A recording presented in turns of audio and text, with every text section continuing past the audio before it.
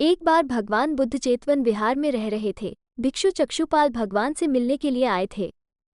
उनके आगमन के साथ उनकी दिनचर्या, व्यवहार और गुणों की चर्चा भी हुई। भिक्षु चक्षुपाल अंधे थे।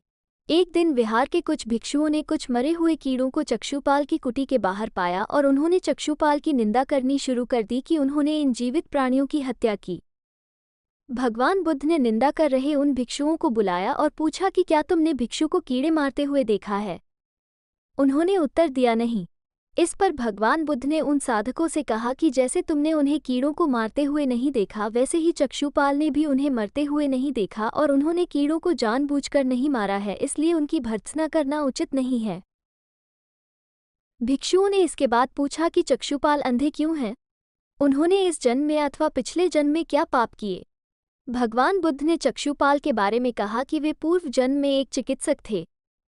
एक अंधी स्त्री ने उनसे वादा किया था कि यदि वे उसकी आंखें ठीक कर देंगे तो वो और उसका परिवार उनके दास बन जाएंगे।